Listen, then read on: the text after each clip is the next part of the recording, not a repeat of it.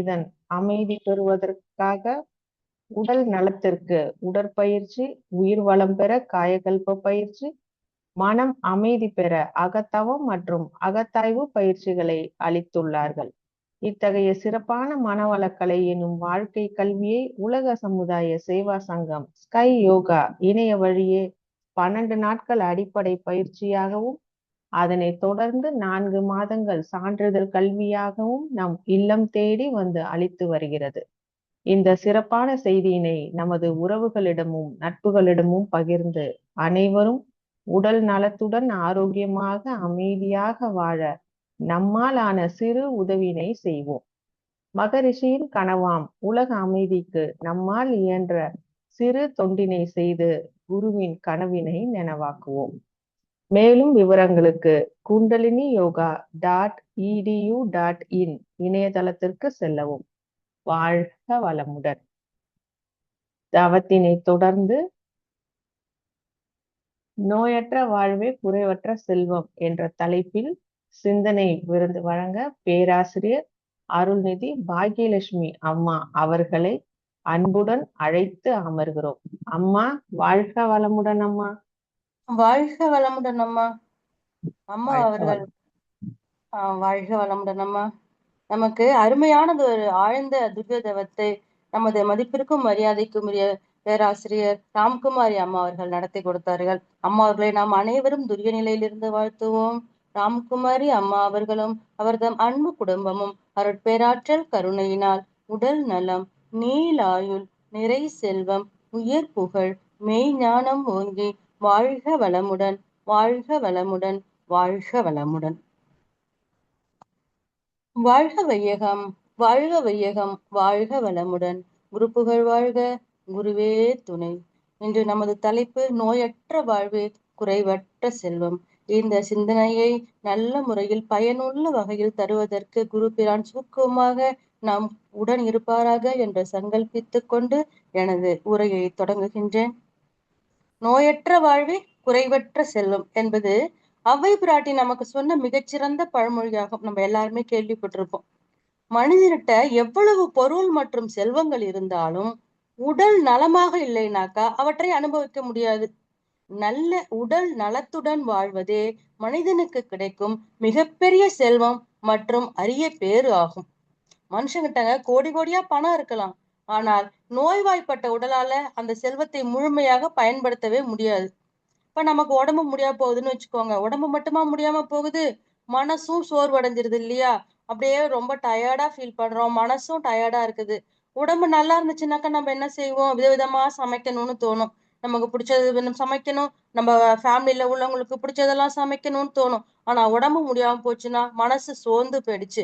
என்னன்னு தோணுது? உடம்பு முடியலன்னாக்கா நமக்கு பிடிச்ச ரசத்தையே அவங்களும் போதும்னு சொல்லக்கூடாதான்னு மனசு ஏங்கும்.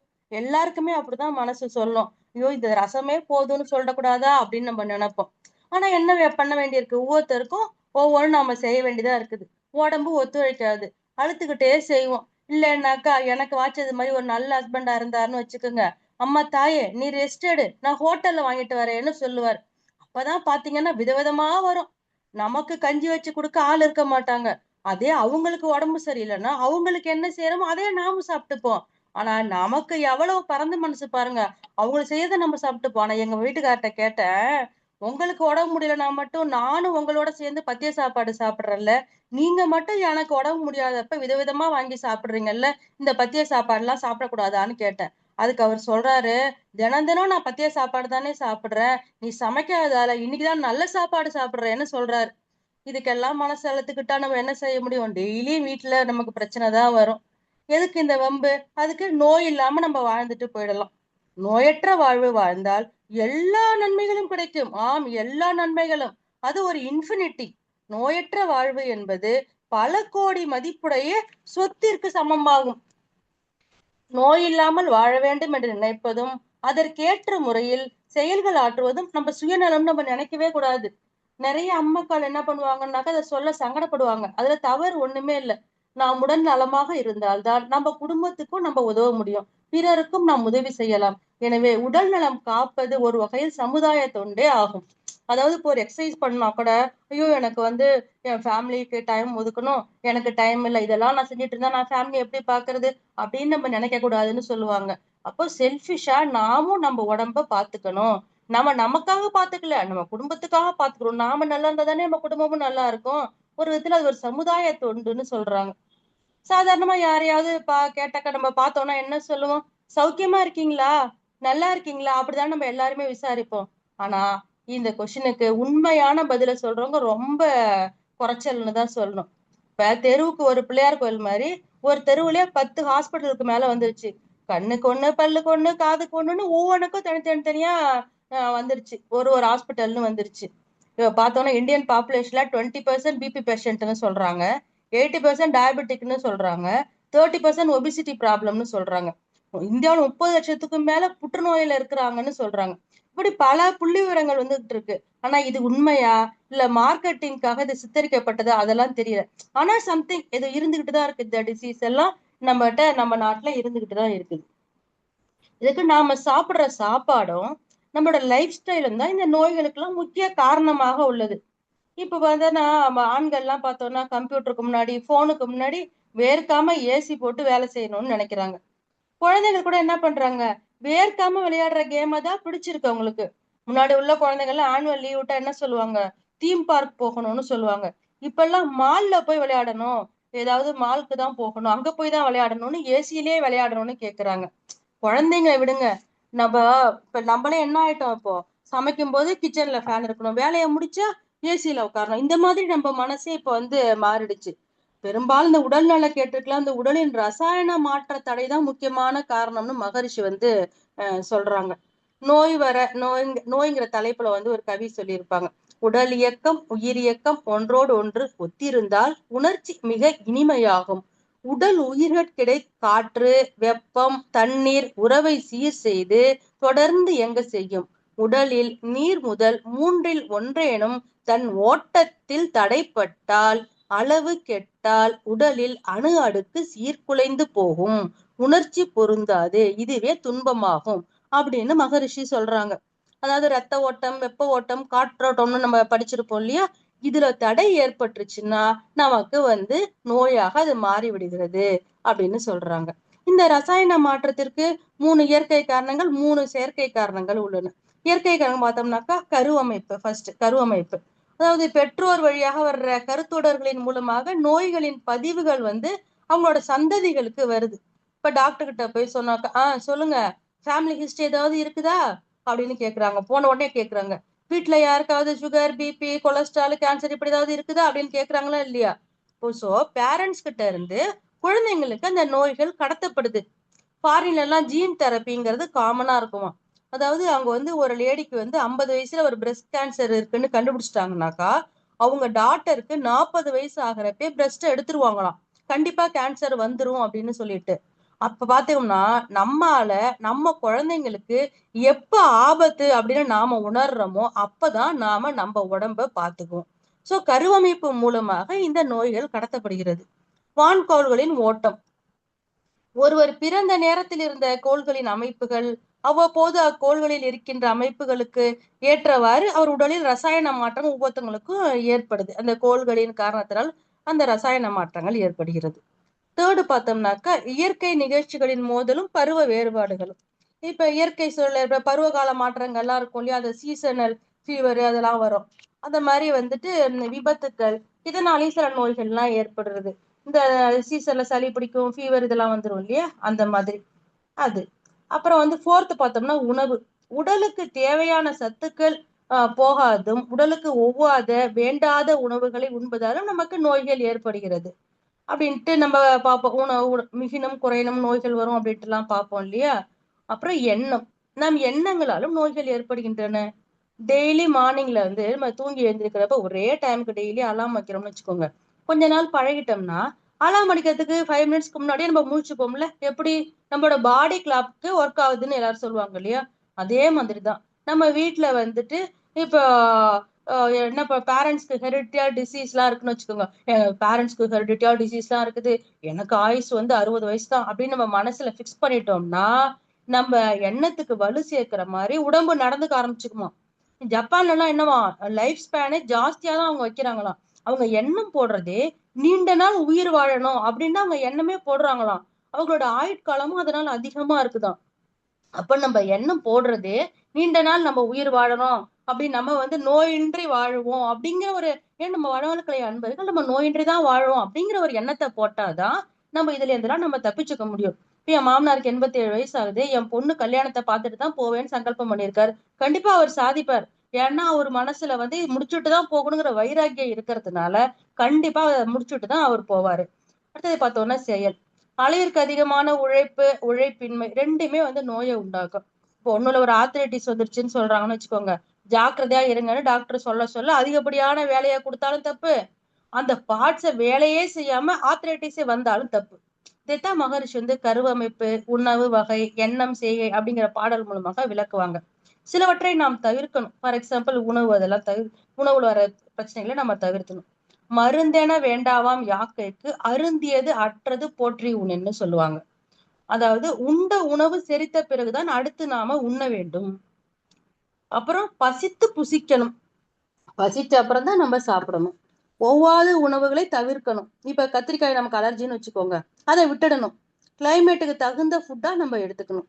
குளிர்காலத்துல ஐஸ்கிரீமோ நல்லா வேர்த்து கொட்டுறப்ப கொதிக்க கொதிக்க டீயும் குடிக்கிறது, அதெல்லாம் நம்ம தவிர்த்திடணும். சில உணவுகளை மற்ற உணவுகளோட சேர்த்து சாப்பிடக்கூடாது. இப்ப நெய்யும் தேனும் ஒத்துக்காதும்பாங்க, கீரையும் தயிரும் ஒத்துக்காது. இப்ப கீரை சமைச்சோம்னா அன்னைக்கு ரசம் போட்டுக்கலாம் தயிருக்கு பதிலா. அந்த மாதிரி நம்ம சில சேஞ்சஸை நம்ம செஞ்சுக்கணும். அப்புறம் ஃபோர்த்து பார்த்தோம்னா அளவு அறிந்து உண்பது.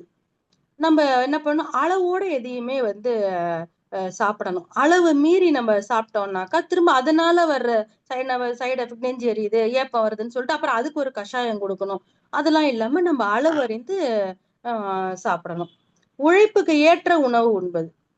ஏசியில இருக்கிறவங்களுக்கும் கடுமையான உழைப்பாளர்களுக்கும் ஒரே மாதிரி உணவு கூடாது. 2 பேருக்கும் அந்த உழைப்புக்கு ஏத்த மாதிரி இந்த உணவு பிரிச்சு கொடுத்துடணும். என்ன சொன்னாரு வள்ளுவரு? மருந்தென வேண்டாவாம் யாக்கைக்கு அருந்தியது அற்றது போட்டு அருந்தியதுன்னு சொன்னாரு இல்லையா? வள்ளுவர் இங்க சாப்பாட்டை அருந்தியதுன்னு சொல்றாரு. அதாவது சாப்பிடுற சாப்பாட்டை மென்று கூழாக்கி உள்ள அனுப்பணும்னு சொல்றாரு. இப்ப பேச தெரியாதவன் பாட முடியுமா? இப்ப கையை இல்லாதவன் ஓவியத்தை தீட்ட முடியுமா? அப்ப பல்லு இல்லாத வயிறு ஜீரணம் பண்ண முடியுமா? கண்டிப்பா முடியாது. அந்த திட உணவை திரவ உணவா மாத்துறது நம்மளோட வாய், பல்லு, அந்த நாக்கு, அதை தான் செய்யணும். வயிறு தான் உணவை மெல்லணும்னு வச்சுக்கோங்க. அப்படியே தூக்கி நான் வாய்க்குள்ள போட்டுடுறேன், வயிறு தான் உணவை மெல்லணும்னா இத்தனையும் அழகா படைச்ச இறைவன் என்ன பண்ணுவா? பல்லையும் வயிற்றுல படைச்சிருப்பான்ல. அப்படி இல்லை.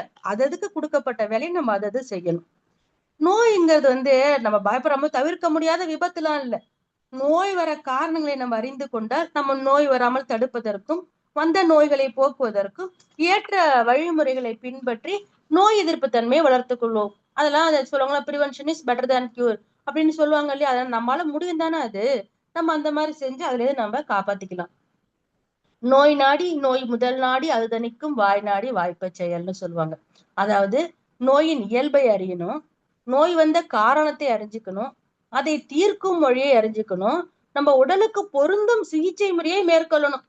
இது தீர்க்கிற வழியை மட்டும் இல்ல, எந்த சிகிச்சை நமக்கு நல்லதுங்கிறதையும் நம்ம ஆராய்ஞ்சு சிந்தித்தே தெளிவாயின்னு சொல்லுவாங்க இல்லையா? அதையும் சிந்தித்து தெளிஞ்சோம்னாக்கா இந்த நோய்ங்கிறத நம்ம பயப்படுற அளவுக்கு எதுவுமே பெரிய ஒரு இதெல்லாம் இல்லை. நம்ம ஈஸியா எல்லாத்தையுமே நம்ம கியூர் பண்ணிட்டு போயிடலாம். உடல் நலத்துடன் கூடிய வாழ்வு பல கோடி மதிப்புடைய சொத்துக்கு சமமானதாகும். அதுக்கு சில வழிமுறைகள் சொல்றாங்க. உடல் நலம், நோயற்ற வாழ்வு அப்படின்னு எடுத்துக்கிட்டோம்னாக்கா நிறைய ஸ்கூல்ஸ் ஆஃப் தாட் இருக்குது. ஃபார் எக்ஸாம்பிள் காலையில நிறைய தண்ணீர் குடிக்கணும், ஒரு நாளைக்கு இவ்வளவு தண்ணி குடிக்கணும்னு சில பேர் சொல்லுவாங்க. சிலர் சொல்லுவாங்க தாகம் எடுத்தாதான் நீங்க தண்ணி குடிக்கணும் அப்படின்னு சொல்லுவாங்க. அது ஒவ்வொரு உடம்புக்கும் ஒரு ஒரு மாதிரி நிறைய டிஃபரன்ஸ் ஆஃப் ஒப்பீனியன் இருக்கு. அதை சிந்தித்து நாம் செயலாற்றணும். இப்போ ஒரு கிட்னி பேஷண்ட்னா அவர் நிறைய தண்ணி குடிக்க கூடாது. அவங்க கிட்னிக்கு ரொம்ப இதே ஸ்டோன் இருந்துச்சுன்னா ஜாஸ்தியா குடிக்கணும். இப்ப கிட்னி இல்லாட்டி நிறைய குடிச்சோம்னா கிட்னி அஃபெக்ட் ஆகும். அந்த மாதிரி எல்லாம் இருக்கு. அப்ப அந்த டாக்டர்ஸ் என்ன சொல்றாங்களோ அதை கேட்டுக்கிட்டு அதற்கு தகுந்த மாதிரி சில வழிமுறைகளை நம்ம செஞ்சோம்னாக்கா நாமளும் நோயின்றி வாழ்ந்துக்கலாம். இப்ப என்ன பண்ணும், நாம பேசிக்கா நமக்கு தெரிஞ்ச சில விஷயங்கள், இதெல்லாம் டாக்டர் எல்லாம் சொல்ல வேணாம், நமக்கே தெரியும் சில விஷயங்கள். என்னென்ன? சூரியன் உதிக்கிறதுக்கு முன்னாடி எழுந்திருக்கணும். அதை ஃபர்ஸ்ட் நம்ம ஃபாலோ பண்ண ஆரம்பிக்கணும். இயற்கை உணவு இதெல்லாம் நமக்கே தெரியும் இல்லையா? இயற்கை உணவு எடுத்துக்கணும், நல்ல தண்ணியா நம்ம எடுத்துக்கணும், முளைக்கட்டிய தானியங்கள் இதெல்லாம் நம்ம எடுத்துக்கணுங்கிறது நமக்கு தெரியும். இந்த ஜங்க் ஃபுட் எல்லாம் கூடாது. கூல் ட்ரிங்க்ஸ், சிப்ஸ் இந்த மாதிரி ஜங்க் ஃபுட் எல்லாம் அவாய்ட் பண்ணும். நம்ம குழந்தைங்களுக்கு வந்து ஸ்நாக்ஸ் இதெல்லாம் கொடுக்கவே கூடாது. நம்ம ஒரு கடலை மிட்டாய் கொடுக்கறதோ, இல்ல வீட்லயே ஏதோ ஒரு கொழுக்கட்டை செஞ்சு கொடுக்கறதோ, ஒரு புடி டக்குன்னு ஒரு புடி கொழுக்கட்டை செஞ்சு கொடுக்கறது, அந்த மாதிரி நம்ம வந்து குழந்தைங்களுக்கு ஆரோக்கியமான உணவை தான் கொடுத்து பழக்கணும். அது மாதிரி இரும்பு கடாய், மண் பாத்திரங்கள் இதெல்லாம் நம்ம வந்து யூஸ் பண்ணணும். அறுசுவை உணவுகளை உண்ணணும். அப்பதான் 6 சுவையும் உடம்புக்கு போகுமா. 6 சுவையும் டெய்லி வந்து உடம்புக்கு போகணுமா. அடுத்து அன்றாடங்காய்ச்சிகளாக இருக்க வேண்டுமா. என்னங்க இப்பதான் அறுசுவை உணவுன்னு சொன்னோம், அதுக்குள்ள அன்றாடங்காய்ச்சியா? அன்றாடங்காய்ச்சின்னாக்கா அன்னன்னைக்கு ஃப்ரெஷ்ஷா சமைச்சு சாப்பிடணுமா. ஃப்ரிட்ஜ்ல வச்சு வச்சு சாப்பிடக்கூடாதான். அந்த மாதிரி சாப்பிடுறவங்க தான் அன்றாடம் காய்ச்சிகளாம். அப்புறம் பேலன்ஸ்டு டயட் நம்ம எடுத்துக்கணும். அப்போ நமக்கு ஒரு இந்த விரதம் அந்த ஃபாஸ்டிங் இருக்கிறதுக்கு வாய்ப்பு இருந்துச்சுனாக்கா அதையும் நம்ம வந்து கடைபிடிக்கணும். நம்ம உடம்பு வந்து வேலை செய்யறதுக்கு அதுக்கான டயத்தை. இப்போ இந்த ஏகாதசி விரதத்துல கூட நம்ம ஜப்பான்ல வந்துட்டு சயின்டிபிக்கா ப்ரூவ் பண்ணியிருந்தாங்க இல்லையா. அன்னைக்கு வந்துட்டு நிறைய நல்லதுன்னு சொல்லி ப்ரூவ் பண்ணாங்களே, அந்த மாதிரி முடிஞ்சதுனாக்கா அந்த மாதிரி நம்ம சில ஃபாஸ்டிங் இருக்கிறதுக்கு வாய்ப்பு இருந்துச்சுன்னா அதை நம்ம கடைபிடிக்கணும். உட்காரும் போது முதுகுத்தண்டு நேராகவும், படுக்கும் போது இடதுபுறம் திரும்பி காலை நீட்டியும் படுத்து உறங்க வேண்டும். ஒரு நாளைக்கு 1 மணி நேரமாவது மௌனமாக இருக்க வேண்டும். நாவடக்கம் உடையவர்களாக இருக்க வேண்டும். 2 விதமான நாவடக்கம். உணவு சாப்பிடுறதையும் சரி, நம்ம பேசுறதுலயும் சரி, நாவடக்கம் உடையவர்களாக இருக்க வேண்டும். அப்புறம் பாடி டெம்பரேச்சரை மெயின்டைன் பண்ண போதுமான தண்ணீர் குடிக்க வேண்டும், போதுமான தூக்கம் வேண்டும். இதையெல்லாம் விட மன அமைதியை தவத்தின் மூலம் பேணுவதும், நேர்மறை எண்ணங்களை வளர்த்து கொள்ளவும் நாம் வேண்டும். தினந்தோறும் உடற்பயிற்சி செய்ய வேண்டும். இப்படித்தான் வருமுன் நாம் காக்க வேண்டும். இதெல்லாம் செஞ்சோம்னாக்கா பிரிவென்ஷன் பெட்டர் than கியூர் சொன்ன மாதிரி வருமுன் நாம கண்டிப்பாக காக்கலாம். ஆரோக்கியம் இல்லாத வாழ்க்கை பாழ் என்றார் நம் முன்னோர்கள். நம்ம பாரதி என்ன சொல்வாரு, ஓடி விளையாடு பாப்பா, நீ ஓய்ந்திருக்கலாகாது பாப்பான்னு சொல்லுவார். குழந்தைங்களுக்கு மட்டும் இல்ல, நம்மளே குழந்தைங்களாதான் நம்ம நினைச்சுக்கிட்டு அந்த மாதிரி ஓய்ந்திருக்கவே நம்ம கூடாது. டெய்லி கண்டிப்பா வாக்கிங் போகணும்னு டாக்டர் எல்லாம் சொல்லுவாங்க இல்லையா. காலை மாலை உலாவி நிதம் காற்று வாங்கி வருவோரின் காலை தொட்டு கும்பிட்டு காலன் ஓடி போவானேன்னு சொல்லுவாங்க. அதாவது கண்டிப்பாக வாக்கிங்கும் போகணுமா. பாரதியார் சொல்லுவார் இல்லையா, நல்லதொரு நெசையர் பாடல், விசையுறு பந்தினை போல் உள்ளம் வேண்டியபடி செல்லும் உடல் கேட்டேன்னு சொல்லுவாரு இல்லையா. இந்த பாடல்ல பாரதி என்ன சொல்றாரு, சிவசக்தியிடம் என்ன கேட்கிறாரு, இந்த மாநிலம் பயனுற வாழ்வதற்கு தேவையான உடல், மனம் மற்றும் அறிவின் வல்லமையை தருமாறு வேண்டுகிறார். பந்து இருக்கு இல்லையா, பால் என்ன பண்ணும், நாம வந்து எரியிற அந்த விசைக்கு ஏற்ப விரைவாக செயல்படுவது போல நமது உள்ளத்தின் எண்ணத்திற்கேற்ப உடனடியாக செயல்படும் ஆரோக்கியமான சுறுசுறுப்பான உடலை தனக்கு தருமாறு பாரதி வேண்டுகிறார்.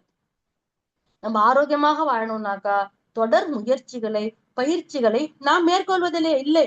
தொடர்ச்சி செய்யற இன்னைக்கு கொஞ்சம் செய்யறோமா, அப்புறம் நடுவில் அப்படியே கேப் விட்டுருது. திரும்ப அப்புறம் யாராவது நம்ம இன்டியூஸ் பண்ணி விட்டாங்கன்னா திரும்ப செய்யறோம். அதனாலதான் இந்த மாதிரி சில டாபிக்ஸ் எல்லாம் நல்ல டாபிக் எல்லாம் கொடுக்குறாங்க. சில இது நம்ம ஃபாலோ பண்ணுவோம், அப்படியே கொஞ்சம் நல்லா மறந்துருவோம். சில டிஷ்ஷஸ் எல்லாம் கூட பாருங்களேன், ரொம்ப நாள் நல்லா செஞ்சுட்டே இருப்போம், அந்த டிஷ்ஷவே மறந்துருவோம். அப்ப யாராவது ஞாபகப்படுத்தா டக்குன்னு செய்வோம். அந்த மாதிரி ஒரு நல்ல டாபிக் இது வந்து நமக்கு அப்பப்ப ஏதாச்சும் சில சமயம் இன்டியூஸ் பண்ண தேவைப்படுது. இப்ப தொடர் முயற்சிகளையும் பயிற்சிகளையும் நாம் மேற்கொள்ளணும். அப்பதான் நம்ம ஆரோக்கியமாக இருக்க முடியும். இப்ப நம்ம சின்ன வயசுல இருந்தே நம்ம என்ன ஆயிடுது, படிப்பு, வேலை, பணம், தொழில், குடும்பம்னு எல்லாருமே பிஸியாவே இருக்கிறோம்.